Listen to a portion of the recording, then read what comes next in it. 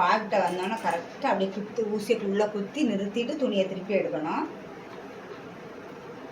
இதை பற்றியெல்லாம் அந்த சென்டர் கரெக்டாக இருக்குது. இல்லைன்னு வச்சுருக்கேன்னா இங்கெல்லாம் நமக்கு துணியை இழுத்து இழுத்து பார்க்கணும். அதுக்காக தான் நான் இதை மாதிரி கட் பண்ணி வச்சுருக்கேன். நீங்களும் இந்த மாதிரி பண்ணீங்கன்னா உங்களுக்கும் கொஞ்சம் நேரம் மிச்சமாகும். இல்லைன்னா நீங்கள் பார்த்து பார்த்து பண்ணணும்.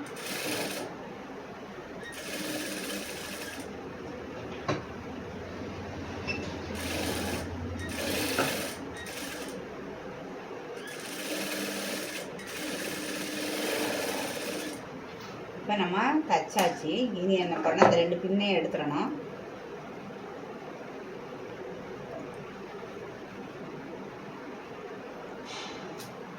இது வந்து கேன்வாஸ் இல்லாமலே இந்த பாக்கெடுத்து நீட்டாக உங்களுக்கு நான் இப்போ தச்சு தாரேன், காட்டுவேன். நீங்கள் பாருங்கள். இதே போல் நீங்களும் இந்த மெத்தடை பயன்படுத்துங்க. உங்களுக்கும் நல்லதுதான். உங்களுக்கும் கஸ்டமர் நிறைய பேர் வருவாங்க. நான் போடுற வீடியோ ஒவ்வொன்றும் நீங்கள் தொடர்ந்து பாருங்கள். ஒன்றுமே தைக்க தெரியாதவங்க கூட இந்த வீடியோ தொடர்ந்து பாருங்கள்.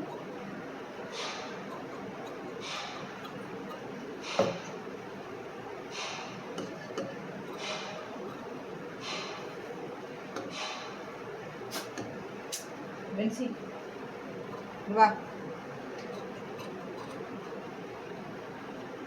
இப்போ நம்ம சுற்றி அந்த துணியை கட் பண்ணி எடுத்தாச்சு. இனி என்ன பண்ணால் இந்த 2 முக்கில் மட்டும் லேசாக கட் பண்ணி விடுங்க. ஃபுல்லாக கட் பண்ணி விட்றாங்க. ஃபுல்லாக கட் பண்ணி விட்டால் நம்ம தையல் போயிடும். அதனால் தையல் போகாத மாதிரி கொஞ்சமாக கட் பண்ணி விடுங்க. இனி என்ன பண்ணணும் இங்கே பாருங்கள், பக்கத்தை மாற்றி படிமான தையல் போடணும். கண்டிப்பாக படிமான தையல் போடுங்க. அப்போ தான் அந்த தையல் வந்து நீட்டாக வரங்க. பாருங்கள் எப்படி போடன்ட்டு. இந்த துணியை நம்ம தச்சிருக்க துணியை லைனிங் மேலே திருப்பி வைங்க.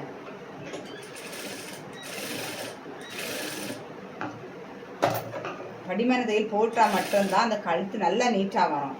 நம்ம இது கேன்வாஸ் வச்சு தைச்சோம்னா அதே போல் இதுவும் வரும். நான் ஃப்ரெண்டு கழுத்துக்கு மட்டும் வந்து எதுக்கு நான் அந்த கேன்வாஸ் வச்சேன்னா, ஷோல்டர் லூஸ் ஆகாமல் இருக்கிறது, கொஞ்சம் துணி திக்காக இருந்தால் மட்டும்தான் நல்லாயிருக்கும். அதுக்காக தான்.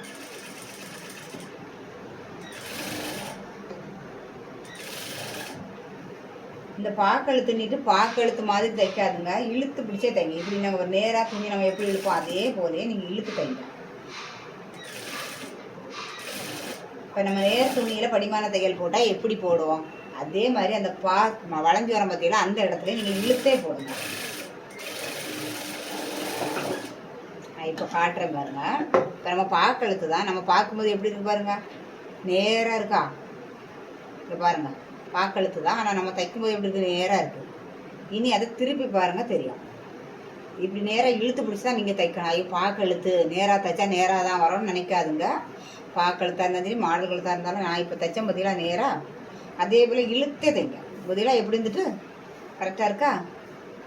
நான் இழுத்து தான் தைச்சேன், நேராக தான் தைச்சேன். ஆனால் திருப்பி போடும்போது இந்த மாடலில் வந்துடும். இனி நம்ம சைடில் ஓரத்தில் ஒரு தையல் போடுவோம். சிலவங்க இதை அயன் பண்ணி விடுவாங்க. நான் அயன் பண்ணி விட மாட்டேன். அது ஒரு வேலையாக இருக்கும். நம்ம ஒரு தையல் போட்டோன்னா அது நீட்டாக தானே இருக்கும். நல்ல ஓரத்துலேயே தையல் போடுங்க. அப்போ தான் பார்க்குறதுக்கு அழகாக இருக்கும்.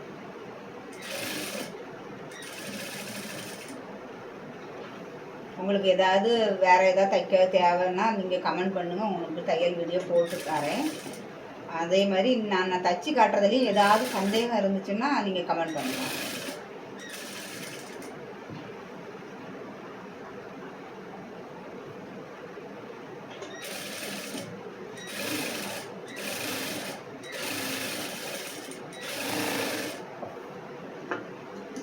இப்போ நம்ம சுற்றிலும் பாருங்கள் நீட்டாக நம்ம தையல் போட்டாச்சு. பாருங்கள் எப்படி இருக்குன்னுட்டு. இனி என்ன பண்ணணும், பக்கத்தை திருப்பி மாற்றி எடுத்துகிட்டு இந்த லைனிங் மேலே நம்ம தையல் போடணும்.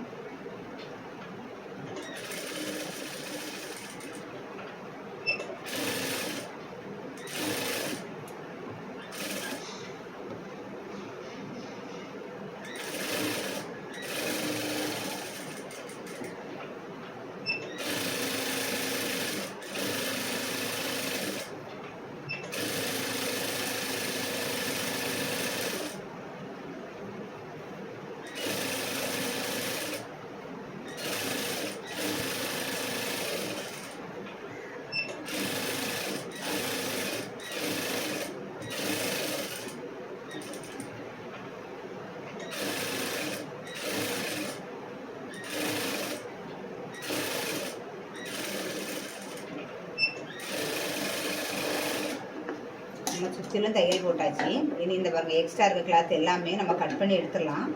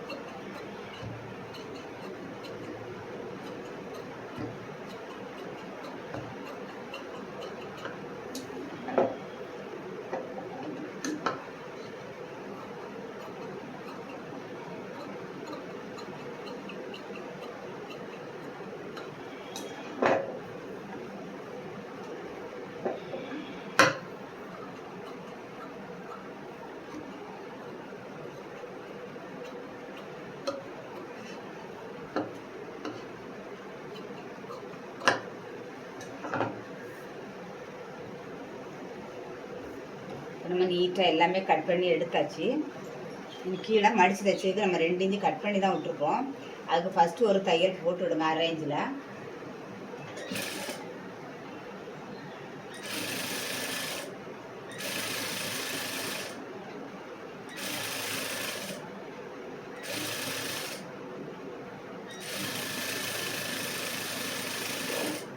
அரேஞ்சு தையல் போட்டதுக்கப்புறம் நம்ம கட் பண்ணி விட்ட இடத்துல அப்படியே மடிச்சு விடுங்க.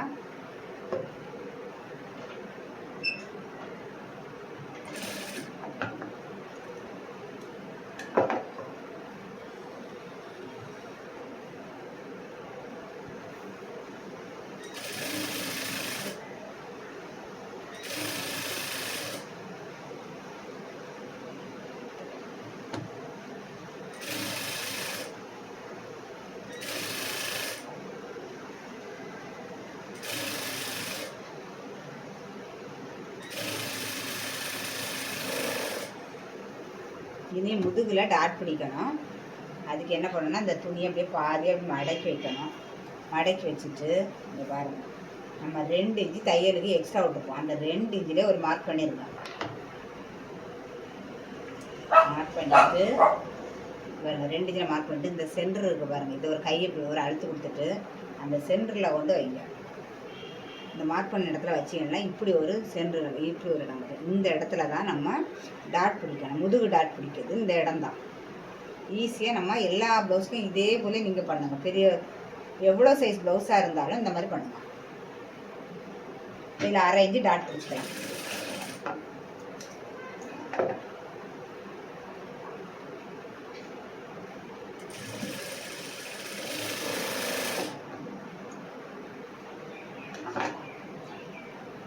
இந்த சைடு அந்த மார்க் பண்ணி எடுத்தால் மடிச்சிருங்க.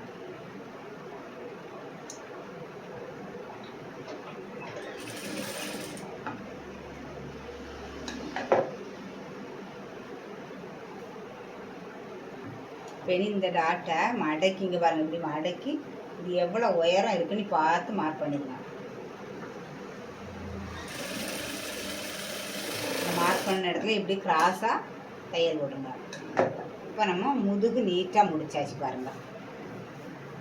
இந்த தையல் பாருங்கள் நேராக அந்த சென்டருக்கு தான் வரும். நம்ம வந்து டாட் பிடிச்சிக்க பாருங்க, இது நேராக அந்த சென்டருக்கு தான் வரும். அதனால் இந்த மெத்தட்லேயே பிடிச்சிங்கன்னா உங்களுக்கு தப்புலாம் வராது. இனி நம்ம பட்டி மடக்கி தைக்கணும்ல, அதுக்கு நம்ம அளவு பார்க்கலாம்.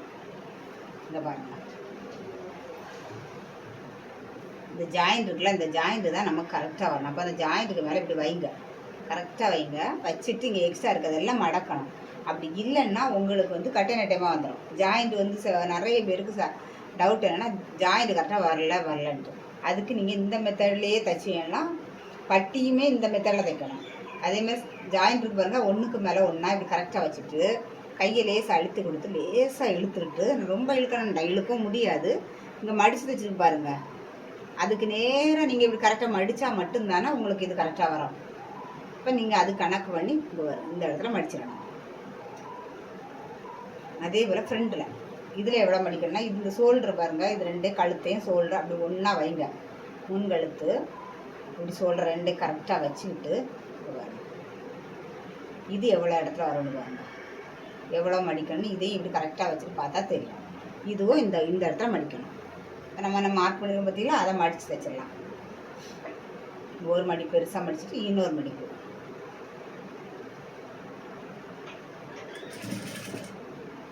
உங்களுக்கு துணி இருக்கிறத பொறுத்து மடிச்சு தைங்க. இது சின்னதாக இருந்துச்சுன்னா பத்தாம துணினா சின்னதாகவும் மடிச்சு வைக்கலாம்.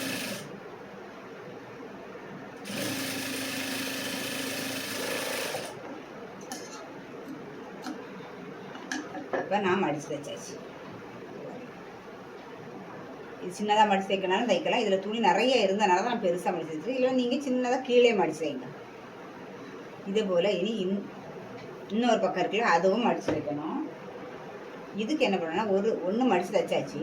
இன்னொன்றுக்கு என்ன பண்ணணும்னா இந்த ஃப்ரெண்டு கழுத்து இருக்குது பார்த்தீங்களா, இந்த கழுத்துக்கு இந்த கழுத்தளவு தான் எடுக்கணும். இந்த வழியில் இந்த கழுத்துக்கு வழியில் ஃப்ரெண்டு கழுத்து ரெண்டையும் வச்சுட்டு, ஏன்னா இது கட்டை நட்டையமாக வந்துடக்கூடாது. அதனால் இதை அளவு பார்க்கணும். 2 கழுத்தையும் இப்படி கரெக்டாக வைக்கணும். வச்சுட்டு இந்த மடிப்பு எந்த இடத்துல இருக்கோ அதில் நீங்கள் மார்க் பண்ணணும். அப்படி மார்க் பண்ணலைன்னா இது கட்டை நட்டையமாயிடும். ஃப்ரெண்ட் லைவுக்கு வைக்கும்போது ஒரு பக்கம் கட்டை ஒரு பக்கம் நெட்டாக நிறைய பேருக்கு வரும். அதனால் இதையும் நீங்கள் கரெக்டாக இங்கே பாருங்க, இப்படி வச்சுட்டு கரெக்டாக இப்படி மார்க் பண்ணிடுங்க. மார்க் பண்ணி மடிச்சு வைக்கணும். இந்த சைடுக்கு பேக் சைடில் போட்டு தான் அளவு பார்க்கணும். ஏன்னா அது சைடு ஜாயிண்ட் வரக்கூடிய இடத்துக்கு இதில் அளவு பார்க்கணும். ஜாயிண்ட் இருக்கதா ஒன்றுக்கு மேலே இப்படி ஒன்றா வச்சுட்டு இங்கே வரணும். நம்ம அந்த சைடுக்கு என்ன பண்ணணுமோ அதே தான் இந்த சைடுக்கும் பண்ணணும். இப்படி மார்க் பண்ணிவிட்டு இப்போ இந்த மார்க்கும் நம்ம மடிச்சு வச்சிடலாம். இப்போ இதில் இவ்வளோ துணி விடணும்னு தேவை கிடையாது. இவ்வளோ போல் துணி விட்டால் கூட போதும். இப்போ இதில் நிறைய துணி விட்டுருக்கனால நம்ம அப்படியே மடிச்சு தைக்கும்.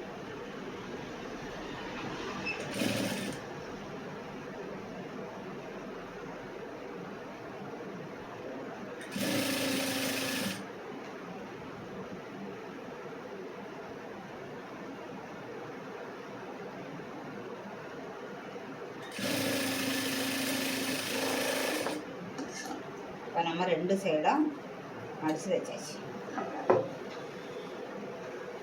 இனி நம்ம இதில் ஐவுக்கு பீஸ் வைக்கணும். இங்கே பாருங்கள்,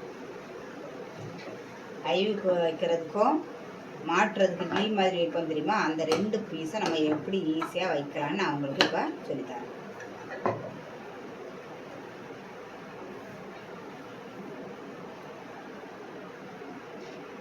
இதெல்லாம் இப்போ நம்ம கரெக்டாக அதை பார்த்து தைச்சனால தான் நமக்கு இப்போ கரெக்டாக வருது.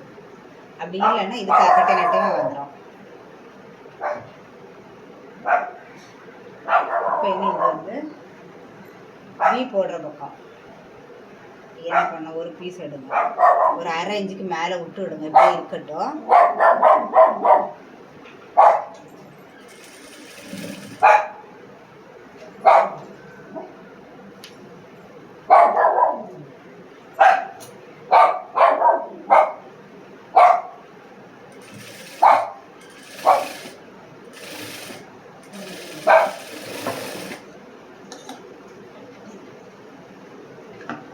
இனி அதை அப்படியே திருப்பி விட்டுது படிமான தையல் போடுங்க.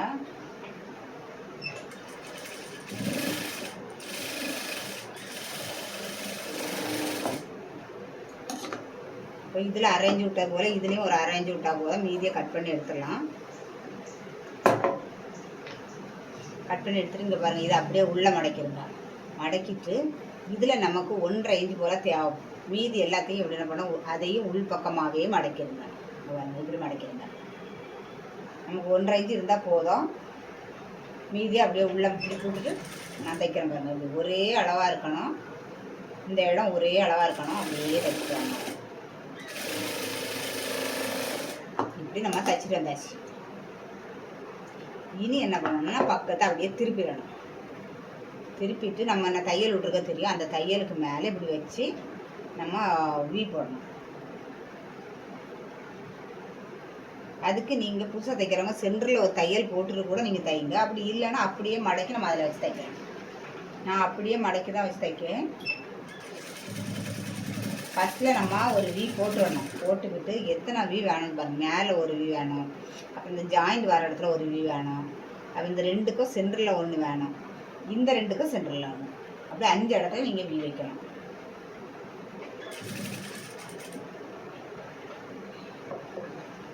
ஒவ்வொரு இடத்துலையும் இதை திருப்பும் போது என்ன பண்ணணும்னா ஊசியை குத்தி துணியில் நிறுத்திக்கிட்டு அதுக்கப்புறம் தான் இந்த துணியை எப்படி திருப்பணும்.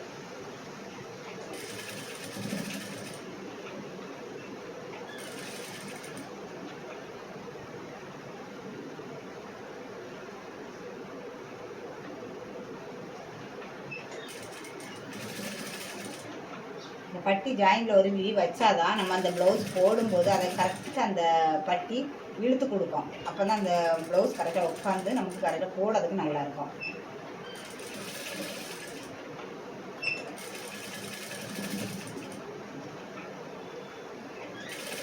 இப்போ இதில் பிசுறு இருக்குது பார்த்தீங்களா, நம்ம ஒரு அரைஞ்சி விட்டோமே அதை உள் பக்கமாக மடக்கி விட்டுருங்க. மடக்கி விட்டுட்டு தான் மேலே கரெக்டாக மடக்கி வச்சுட்டு ஒரு மீன் போடணும்.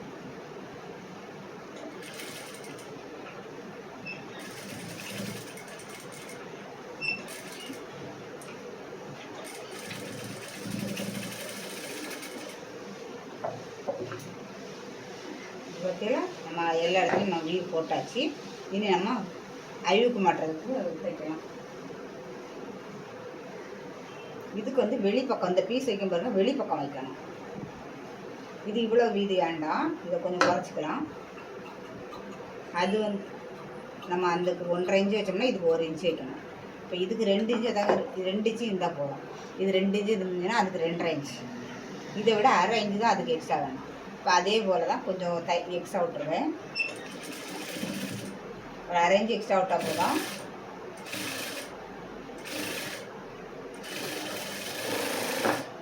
இப்படி தைச்சிக்கிட்டு அப்படியே திருப்பிங்க பாருங்கள், படிமான தையல் போட்டுருங்க. படிமான தையல் போட்டாச்சு. இனி அதுக்கு நம்ம இதையும் உள்ளே இப்படி திருப்பி விட்டுருக்கோம். திருப்பி விட்டுட்டு நமக்கு இதில் 1 இன்ச்சு இருந்தால் போதும். அதுக்கு 1.5 இன்ச்சு தேவைப்பட்டுச்சு, இது 1 இன்ச்சு தேவைப்படும். அது மீதி அப்படியே உள் பக்கமாக திருப்பி ஒரு தையல் போட்டுக்கலாம். இந்த இடத்துல போடணும் தையலை வந்து நம்ம ஏற்கனவே போட்ட தையலுக்கு மேலேயே தான் போடணும்.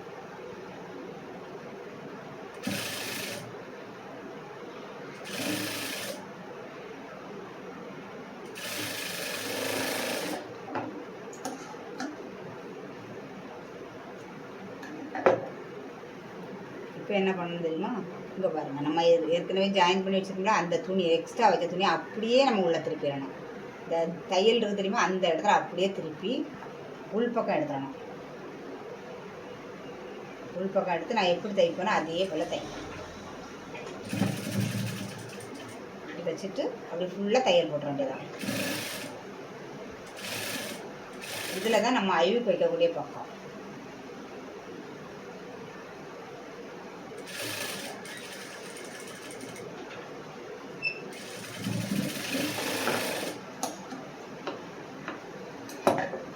இப்போ பற்றியெல்லாம் இது அழிவுக்கு வைக்க போகிறோம். இது தைச்சாச்சு பாருங்க, இதுவும் தைச்சாச்சு, இதுவும் தைச்சாச்சு. இன்னும் ஷோல்டரை ஜாயின் பண்ணிடலாம். ஷோல்டர் ஜாயின் பண்ணி இப்படி பிரிஞ்சு வருது பார்த்தீங்களா, இது பிரியாமல் நீட்டாக தைக்கிறதுக்கு என்ன பண்ணணும்னா பக்கத்தை திருப்பி எடுத்துருங்க. இப்படி வைங்க, இங்கே பார்த்தீங்களா, இப்படி வைங்க.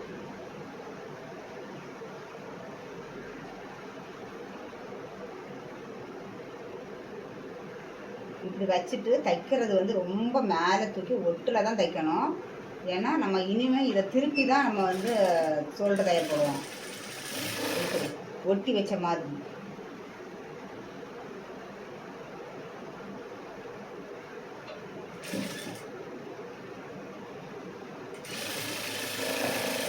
நம்ம ஒட்டி வச்ச மாதிரி தையல் போட்டாச்சு.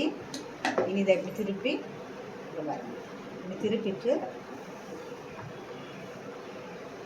இந்த நூலெல்லாம் கட் பண்ணி விட்டுருங்க.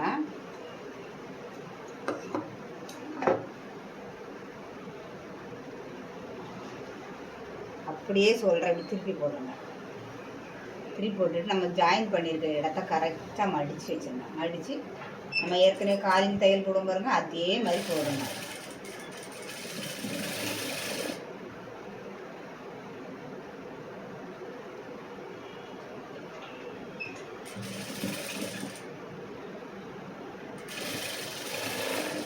இதுக்கு நீங்கள் டபுள் தையல் போட்டுருங்க.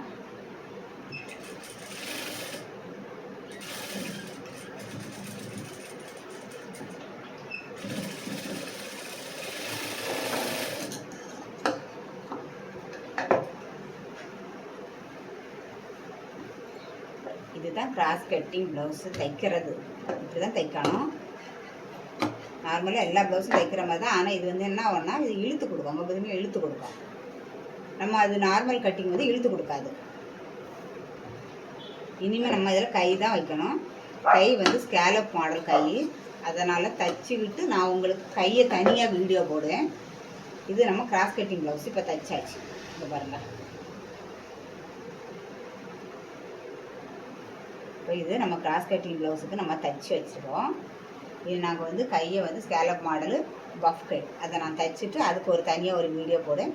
நீங்கள் இதை பார்த்துட்டு அதையும் பாருங்கள்.